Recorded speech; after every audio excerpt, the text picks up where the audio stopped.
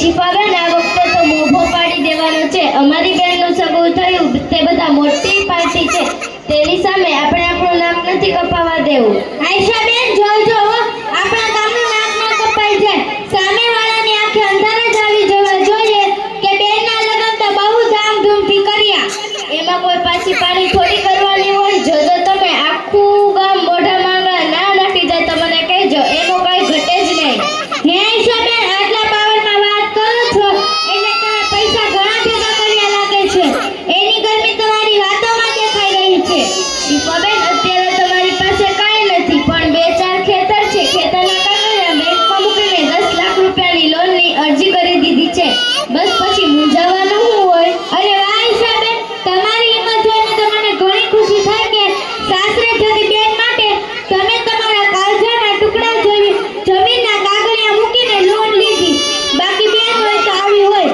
બાકી આપણા ગામમાં કેટલા મારવાડી એવા છે કે ઉપરવાળાએ એમને કારોના ખજાના જેટલું આપ્યું છે, પણ હમણાં 1 વર્ષ પહેલા એમની બહેનના લગ્ન હતા અને ઘરેથી થોડી ઘણી વસ્તુ આપીને બેનને વળાવી દીધી અને ગામમાં હંધાઈને શિખામણ આપે કે ઇસ્લામ આજ તરીકો છે. શિફાબેન, તમે કોની વાત કરો છો?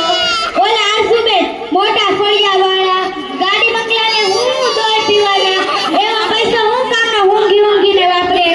સાચી વાત હો શિફાબેન. ઓલા આરઝુબેન તો 5 ટાઈમની નમાઝના પાબંદ છે અને પોતાની નાની બેન સાથે આવો-દુલમ આખા ગામમાં ને પરગામમાં દાન કરતી ફરે છે.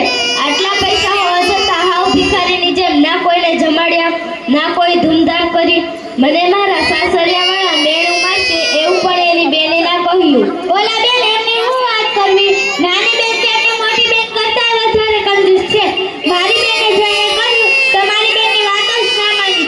ઉપરથી એમ કહ્યું કે મારે ગામવાળાની બુરાઈ વખાણથી કાંઈ ફરક નથી પડતો અને જે ઘરે હું દુલ્હન બનીને જાઉં એ લોકોના બધા જ આપણે ઓરડા કરીને રાજી રાખું. બસ ઓલું કહેતા નથી કે વહુના પગ બાણામાંથી અને દીકરાના પગ પારણામાંથી. એવી જ વાત છે.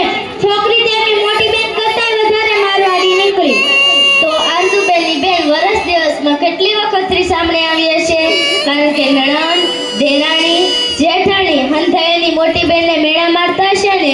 આયશાબેન, આ 1 વર્ષ પૂરું થઈ ગયું તેવી કોઈ વાત ચર્ચાની નથી કે ઓલા આરઝુબેનની નાની બેન રિહામણે આવી હોય. નકર આપણા ગામમાં તો ઘણા સીસીટીવી કેમેરા છે, ખબર પડી જ જાય ને. શિફાબેન, આપણા ગામમાં સીસીટીવી કેમેરા ક્યાં છે? આયશાબેન, તમે તો સાવ ભોળા છો. આપણા ગામના માણસો જે ગામના ઓટલા તોડતા હોય અને આખા ગામને બધા જ ઘરની ખબર રાખતા હોય એ બધા સીસીટીવી કેમેરા જ કહેવાય. સાચી વાત હો શિફાબેન. લો મોટા ફળિયાવાળા આરઝુબેન પણ આવી ગયા.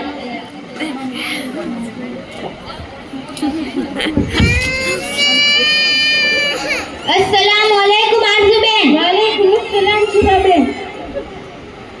આરઝુબેન, અમે તમારી જ વાત કરતા હતા. તમે તમારી નાની બેનના લગ્ન સાવ સાદાઈથી કર્યા. આટલો પૈસો હું કામનો? કઈ કબરમાં ભેગા નથી લઈ જવાના ને? આખા ગામમાં આપણો વટ પડી જાય એવા લગ્ન ન કરાય. અલ્લાહનો જીરો છે અને મારી બહેને તો બહુ સારું છે. તેના સાસરિયાના બધા જ સભ્યો તેને સંતાનના ઉપરાંત કહે છે.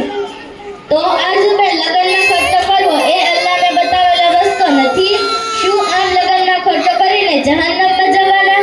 હાવ ગધેડાને તાવ આવી જાય એવી વાતો કરો છો. મારી